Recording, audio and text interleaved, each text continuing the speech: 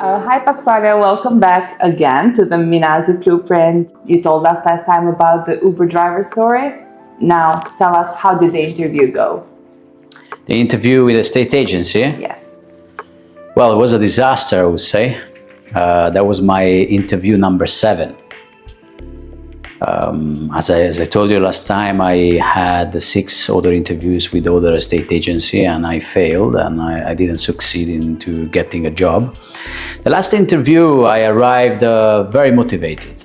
Okay, I improved my suit, tie, and the shirt I was wearing. So my outfit was improved a little bit. My motivation was a little bit better than the motivation I used to have in the other interviews. And when I arrived, I just felt that it has to go well, right? So I had no other option. That was the job I wanted to do, and I had no other option. So I was keep thinking with myself, how can I make it work this time? Okay, so little steps like the smile, how I arrived, what time I arrived, and all of that. I was keep thinking about how I can give the best impression possible. That day I met who was my, after of course I got the job, my branch manager, which is Monson. We're still good friends. He's a very nice guy. He used to be my manager for about a couple of years. And on the same day, I also met the director. His name was Vikas. So I met these 2 people, so the interview was with 2 of them. The interview went very different from any other interviews that I had previously, meaning that the questions that I was asked was questions I found nowhere else on the internet or in the previous interviews. So that caught me a little bit unprepared. Okay, so I try to use as much as possible my personality and my life experiences that I had so far. Okay, so real experiences. Of course, they started to ask me about what kind of experiences and why I believe I was a good match for this job role as a estate agent. I didn't have much to say, but the hospitality helped me a lot, and I was not expecting that. What do I mean by that? That the experience I had in hospitality about serving other people and giving a good customer service to people apparently was a winning point, was a very important thing that was part of the evaluation of giving me a job or not. So the question that they asked me is, they were focused about understanding how I could have succeeded in that job role without having a similar experience. So I did my best possible, and I remember that the interview was going in a direction that I felt it was not going to be great, okay?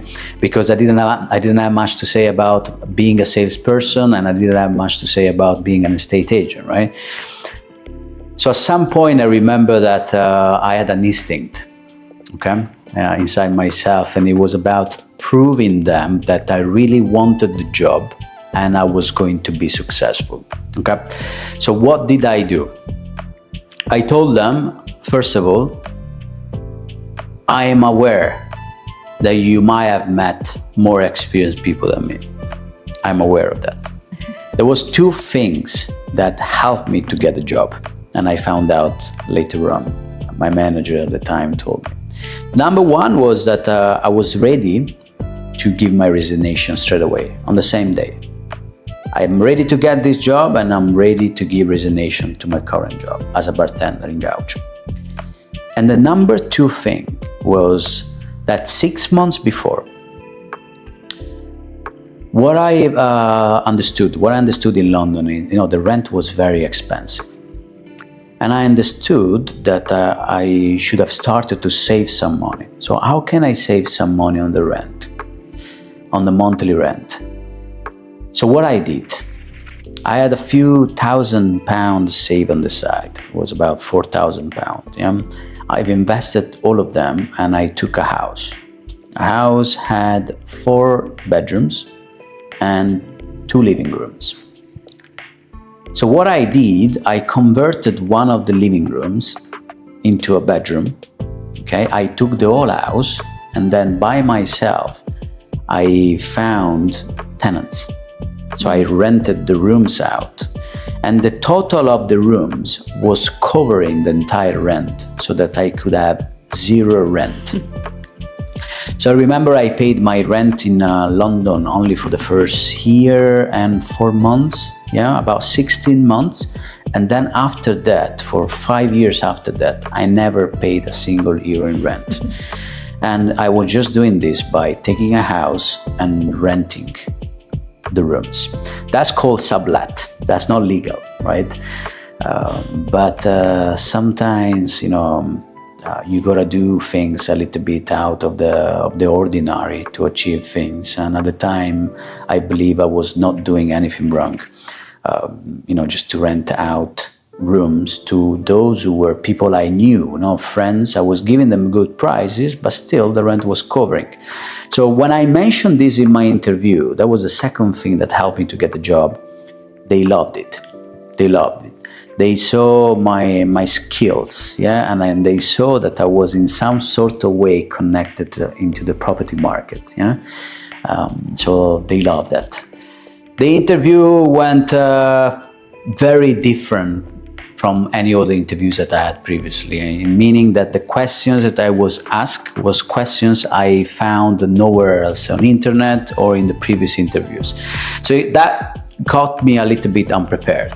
Okay, so I try to use as much as possible my personality and my life experiences that I had so far. Okay, so real experiences. Of course, they started to ask me about what kind of experiences and why I believe I was a good match for this job role as an estate agent. I didn't have much to say, but the hospitality helped me a lot, and I was not expecting that. What do I mean by that? That the experience I had in hospitality about serving other people and giving a good customer service to people apparently was a winning point, was a very important thing that was part of the evaluation of giving me a job or not. So the question that they asked me is they were focused about understanding how I could have succeeded in that job role without having a similar experience. So I did my best possible, and I remember that the interview was going in a direction that I felt it was not going to be great, okay? Because I didn't have much to say about being a salesperson, and I didn't have much to say about being an estate agent, right? So at some point I remember that I had an instinct, okay, inside myself, and it was about proving them that I really wanted the job and I was going to be successful. Okay, so what did I do? I told them, first of all, I am aware that you might have met more experienced people than me. I'm aware of that. But I'm also aware that I'm going to do my best in this job interview. But is there a specific reason why you chose real estate? Why this job exactly? For this job? Yeah, there are some reasons, of course. First of all, I never liked estate agents. Since I moved to London and I was looking for a room initially, and then another room, and then I moved in another room, and then another room. I changed like 4 or 5 rooms. And then I started to look for houses, right? I never liked estate agents.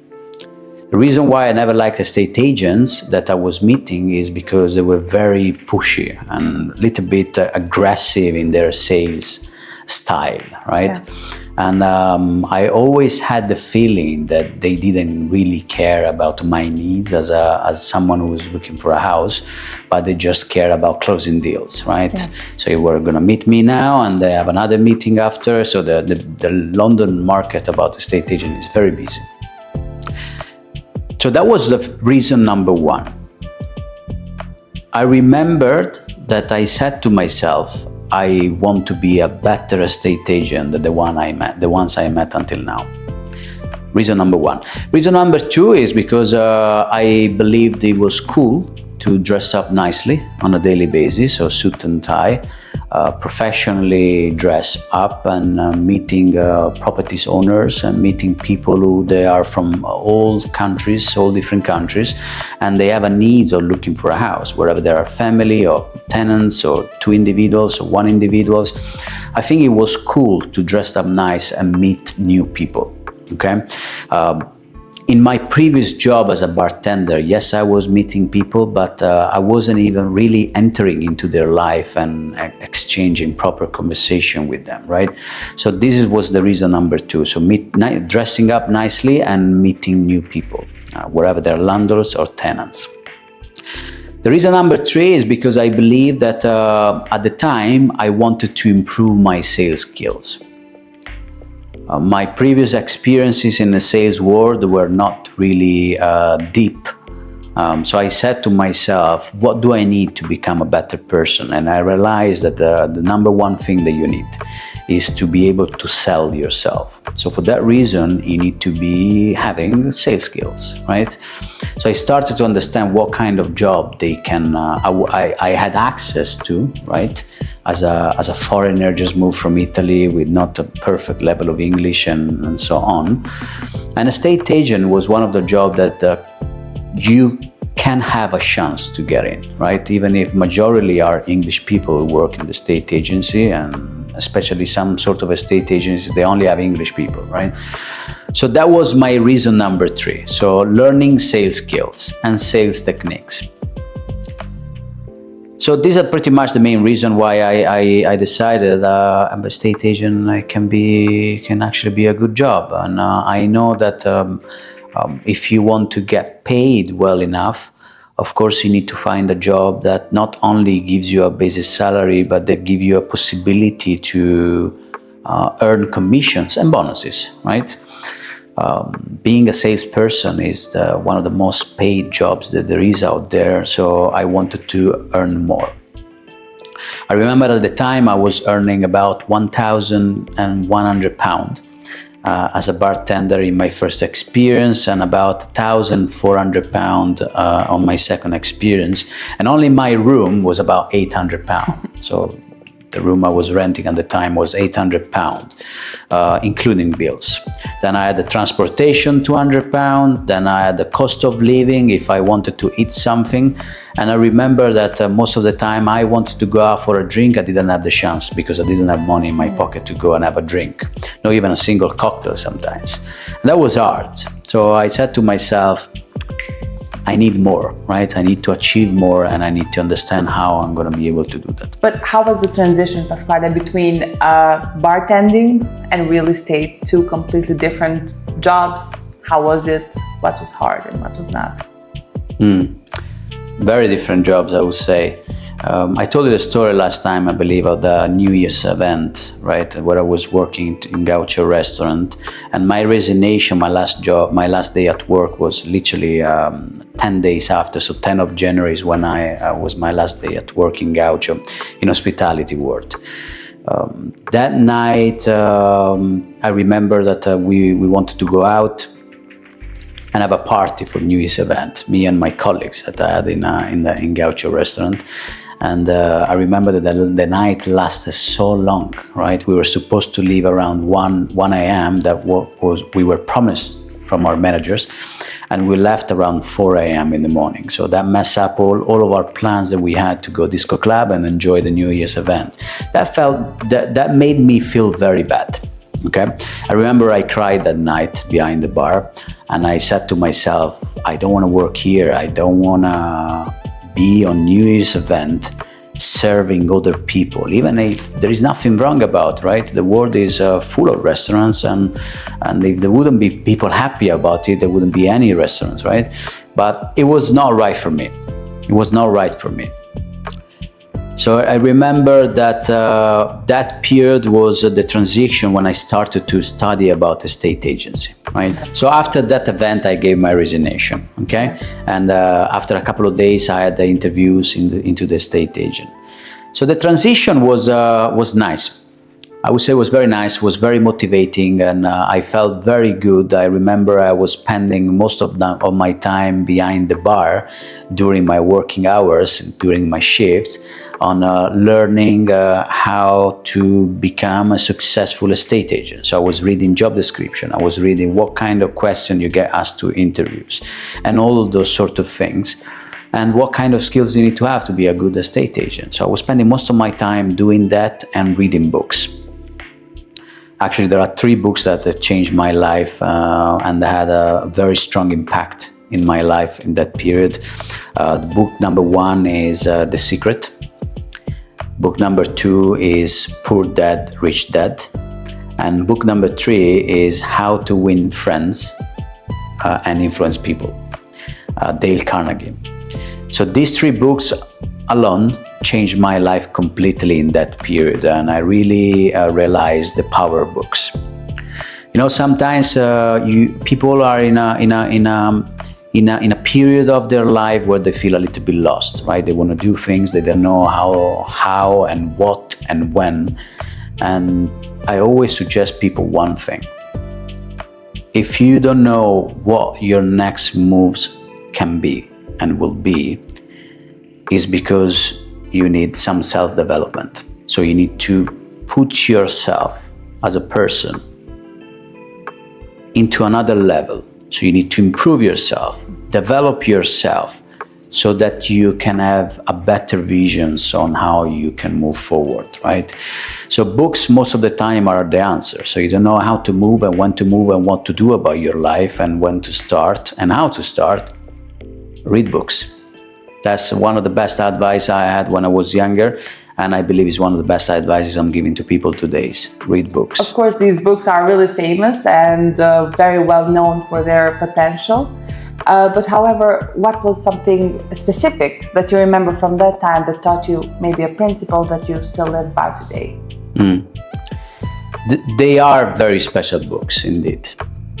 Even though it's true that even if people know and they have heard about those books, not everyone has read those books. It's very important to also read the books themselves, right?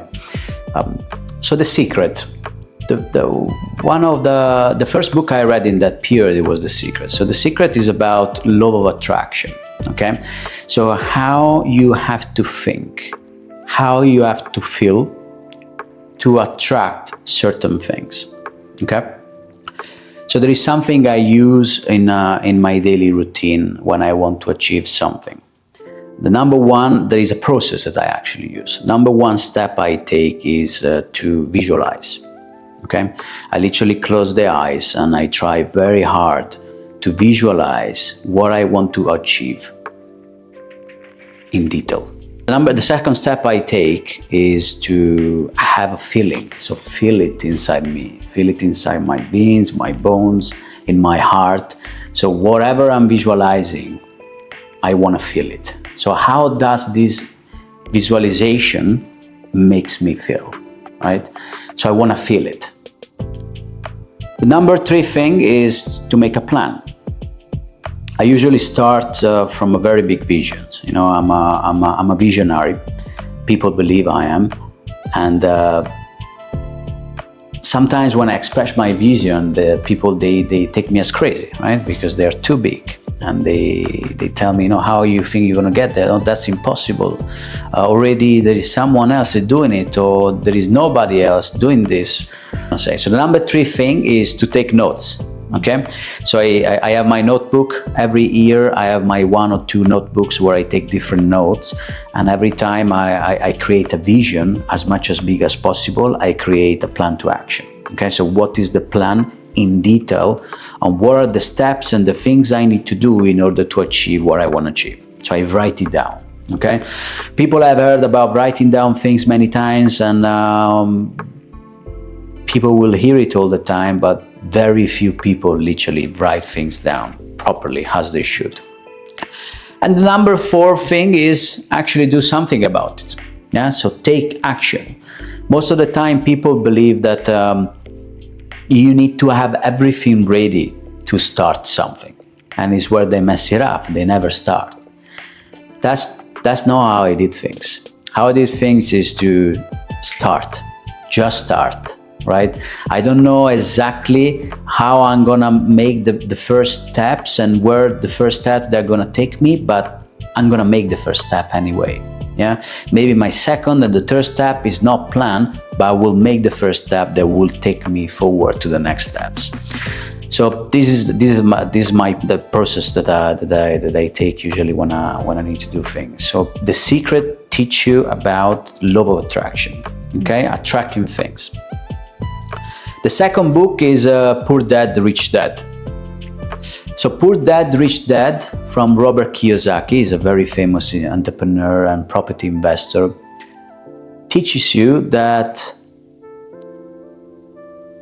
the way, if you want to become a wealthy person and you want to create your passive incomes, yeah, being only an employee with one income is never the way. So it teaches you that you need to have different passive incomes to become wealthy. And wherever you want to remain as an employee or wherever you want to become an entrepreneur, but you need to have different sources of income. So it teaches you to see things from that perspective. So relying on one salary only is not the way. Relying on what that society teaches you is not the way most of the time. You know, they teach you to go to school and have 5 years of high school and then another 3 years of university and then another 3 years, 2 years or 5 years of master degrees, and then look for a job when you're 30 years old. And what are you going to do about it now that you have learned a certain profile so well? Like, for example, medicine. No, I'm going to do 5 years into high school in medicine, then there is university, and then there is master degree. You arrive at 30 years old. That's what you can do only, right?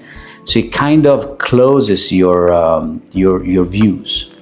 So the book teaches you that that's not the preferable way all the time. Yeah, school is very important. It gives you good basics, but that's not what you want to rely on. So the third book is How to Win Friends and Influence People. This was the most powerful book I think I ever read. Why? Because it literally gives you advices and suggestions on real advice and suggestion on what can you change in your daily life, all right, to have more success into whatever is happening around you, okay? So it gives you the theory and it gives you things that you can actually start practicing. That was a very powerful book. I read it once a year now. I read it many times. It's one of my favorite books. I believe that has really taught me how I should see things from a different perspective, as I said last time, and how I should approach people. So these are the 3 books that changed my life on that period of my life. How did this job challenge you, Pasquale? Estate agent? Yeah. Challenged me a lot. I mean, when I started, as I said, my level of English was not great. I didn't have no experience. I didn't know what to expect. However, I knew what kind of daily routine an estate agent has because I read it online, but didn't know what to expect at the end. So I met new people, new office, new management, and a complete new job. So I'm zero, right? So it was challenging. I saw people around me very successful, making good amount of money and having a good level of self-confidence. I've seen people in that office well-dressed and polite most of the time. So on the first day I was happy. I liked the environment. I believed I did take a good choice on starting a estate agency. The job was very challenging. The company, by the way, the company that gave me the job is the biggest estate agent in Europe. They have over 250 offices in UK alone. I didn't know at the time. It's something I found out during the job. So it was a lot of negotiators. It was about 1,400 negotiators, sales agents, right? Estate agent like me. And I knew that they were very successful people. So at the beginning, the biggest challenges I had, it was to understanding people on the phone.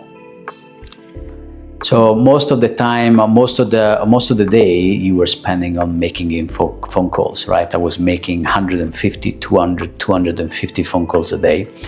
And imagine in London, all right, you have people, there are about 7 million people, I believe, in London, right? And you have people from all around the world. All of them, they have different accents. English people themselves, they have so much different accents depending on where they come from. If they are from Liverpool, Manchester, London, or Brighton, or wherever, they have different accents. Plus, there is a culture and there is their nationality that makes a big impact. So literally at the beginning, I was having very hard times on understanding people on the phone. When I say hard times, I mean I couldn't understand them. Literally, it was very hard to me. My manager was in my back, Mohsen, and most of the time he was picking up calls. When I was just giving him sign, I don't understand. He knew I was not understanding what people were telling me, so he just took the calls. Right? At the beginning, it was very hard. That was ongoing for a couple of months. And then slowly, I started to realize that I was getting a little bit better in English and I was understanding people a little bit more on the phone. So I was getting a little bit more comfortable and I started to close sales. I was working very hard. I remember I was working 16 hours a day, sometimes 18 hours a day. I was arriving at the office at 7:30 a.m. when the office opens at 9 o'clock. So 1 hour and a half before I was there. I was finishing 9-10 p.m. in the evening. Sometimes I was not having lunch because there was no time, because it was a very active business day with phone calls. And then in the afternoon, you have your appointments. So you need to go in houses and show the houses to people. It was very active. I remember that every time I was coming back home around 9 p.m. and 10 p.m. in the night, I was starving. So I would eat everything at the time. But you know what happened is when I was coming back home, I was feeling so tired, but so tired that most of the time I just put myself in the bed and I fall asleep. So sometimes, actually a lot of time, I was spending the entire day without eating food. Sometimes I didn't have time for lunch. I was coming back home 10 p.m. in the night, starving, but my being tired was so much more powerful than my wanting to eat that I was just falling asleep. And the day after again. That was months, and I worked in a estate agent for 2 years in a row. What I realized at the time is if I can put everything of me into 16 working hours a day, and in the other side, you have other estate agents that they might work 8 hours, yeah? But maybe they've been there for a few extra months or years, so they got a little bit more comfortable. If I can put 16 hours properly, all my effort and motivation, how soon can I get better than them? So that's what I asked to myself. So my focus was putting 16 hours a day at work, 110%. At month number 7, I was awarded the number 1 negotiator in the company. There was at the time 1,400 negotiators in the company. And I remember I received an email from my director at the time, which she was sending emails on a weekly and monthly basis about the performances of all estate agents. And the title was The Italian Cowboy. I was the person in that month that closed the most amount of sales and deals. and has brought to the company the biggest amount of revenue. So I was a number one, and the feeling I had by reading that email was very great. I still have a screenshot, by the way. I sent it to all my family, all my friends. There was my face there, and it was a very good feeling. And it was only after 7 months, an Italian guy just, moved to London, never had experiences as a state agent, and now is the number one of the entire company for that month only, right? Of course. So it was very good feeling. So talking about challenges, another big challenge I had at the time, it was my bank account. I was in red. I didn't have much money. Of course, in my wardrobe, there was no many suitcases, and there was no right shirts and ties and shoes. But I remember there was a very nice shop. There is a very nice shop and chain in London. It's called Tiki Maxx. Okay, so Tiki Maxx basically is a kind of shop that sells good things for half of the price or 70% of the off from the price. So sometimes in some of the Tiki Maxx, there is a lot of Tiki Maxx. There are a lot of Tiki Maxx in London. In some of the Tiki Maxx, if you choose carefully, in some areas like Bank City, where like all the big multinational company are, and everyone is dressing up nicely, you can find jackets and you can find pants, right? But not really all of the time you can find suits, like the same color of pants and the same color of jacket. So I remember that I was spending some time and trying to find the thing that looked the nicest as possible with the less amount of money, right? 50 pounds jacket with a 50 pounds trousers, pants. So just to gather a suit for under 100 pounds, okay? So at the time I remember I had 2 jackets and 2 pounds. And one was gray and one was black, but the colors between the pants were different. So the black of the pants didn't match the black of my jacket, but I was pretending that it did. But when I was going to work, I remember that people there were noticing that there was not a suit, which at the time it was a little bit embarrassing, and at the time it gave me so much fire, motivation, and power that okay, I understand this is my current situation, but I'm here and I have the same opportunities to do well as everybody else. So I have to prove everyone here who is going to be the best at the end of the day. So it was very challenging. However, I didn't have matching pants and jacket. That was one of the biggest challenges I had. My wardrobe was basically on zero. With all these challenges, Pasquale, and everything that you went through in this job, what is something so valuable that this job taught you? Many things. So definitely sales skills, right? How to sell. Not only yourself, but your product. At the time was houses, renting and selling houses. Number 2 thing is how to learn to approach people richer, way richer than you. Yeah, I was dealing with landlords, so property owners. Those were our clients, right? Because they were the one who they were giving us their houses to then sell or rent. So I was dealing with them a lot of time, and that taught me a lot. I learned a lot from those experiences for sure.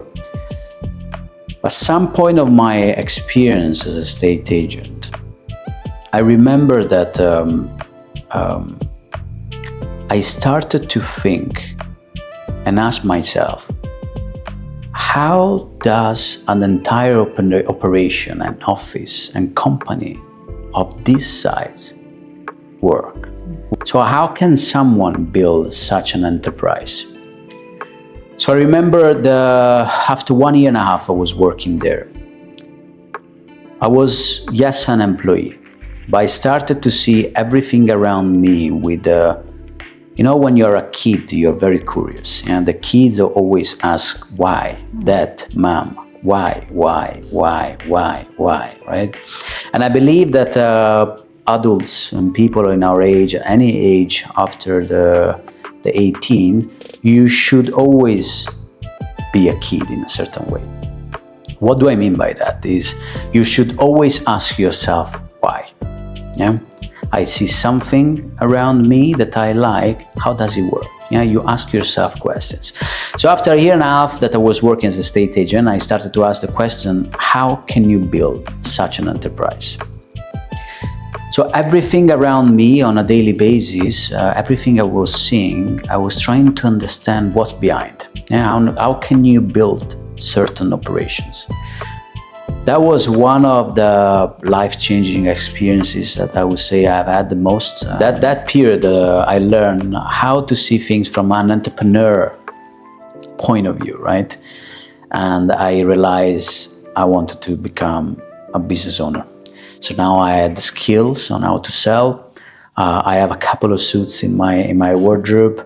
I had my car, company car, and I had my laptop and job. The work was going pretty well. I was earning good amount of money. And on that period, they asked me to become a manager. It was a very good offer. The salary was about 100,000 euro per year. It was a salary that I would never have imagined at the time that I could have achieved, of course, with basic salary and commissions. I had a company car that could have been a BMW or a Range Rover. I had my laptop. I had a bonus every quarter to buy my suits.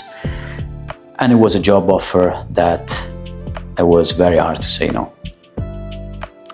That was offered to me when I gave my resignation, when I told my manager that I wanted to leave the company. So apparently my manager at the time has talked to one of the directors, and then I had a meeting with the directors that offered me to take on a new office in another area. And that time, it was, sometimes when in your life you want to change something, there is always a very good opportunity that is very hard to say no, right? And this is something I learned in my life. Every time I wanted to take a step into become an entrepreneur, something very good was coming into my path. And this time was a nice car, a nice job, a nice basic salary, beautiful commissions, become a manager after only a year and a half working for an estate agent. I was Italian, 3 years before, just moved to London. And it was incredible. It was incredible. At the time, I was earning a salary that goes between 6,000 and 12,000 pounds a month as an estate agent, and as a manager, it would have been way more than that. So it was good money. When I decided I wanted to leave, my parents were against me. My dad, my mom, all my friends, I remember, they told me, you shouldn't leave.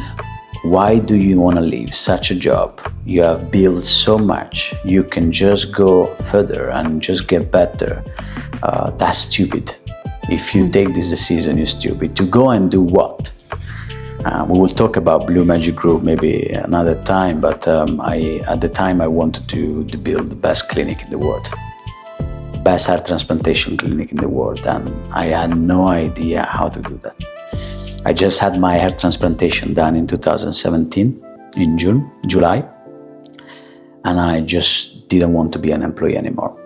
I had a few money saved, not too much because I spent a lot at the period, and I had a few money saved, and I just wanted to go all in and try to become an entrepreneur and invest everything I had. So I remember I started Blue Magic Group with 24 to be exact, £1,000. That's how I started Blue Magic Group. What to say? I mean, everyone was against me at the time, and it was very hard to take this step. Also, something else that I learned from this job is the fact not to be individualistic. When I started, I remember I was very selfish. I was thinking about how I would have become successful and how I can be great in this job. And all I was thinking was myself. So I wanted to learn, I wanted to close deals. I remember the day was full of arguments. There were about 10 to 12 estate agents in the office, and the level of competitiveness was very high. Me as a person, I'm very competitive. At the time, I was very, very, very much competitive. I wanted to become the number one, and I was thinking about myself only. With the time, I remember that my manager noticed that. I was very successful. They used to call me the Italian cowboy, so I was the number one in the company. And I remember I had a time where my level of confidence was very high, and I kind of lost myself. Yeah, all I wanted to do was to close deals and making money. So what my manager did, he never told me.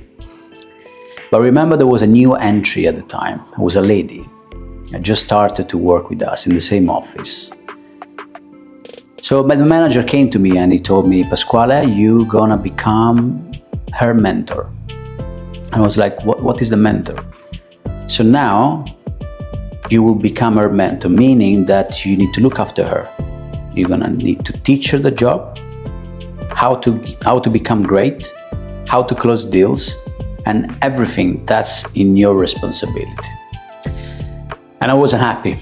I knew that at the time was going to take a lot of time away from me, and I didn't want to spend time on teaching someone else how to become great because my focus was myself. But then with the time, I started to learn that life is all about that. When you learn something, you shouldn't keep your learning skills for yourself. You know, you should open up yourself and you should teach what you learn to somebody else. So I remember that that gave me a big lesson on how not to be selfish, individualistic, and to think about others.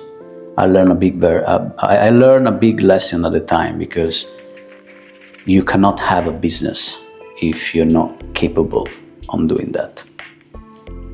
Is this why you have created the Minasi blueprint, to leave a legacy, to help people with your experience? Hell yes, 100%.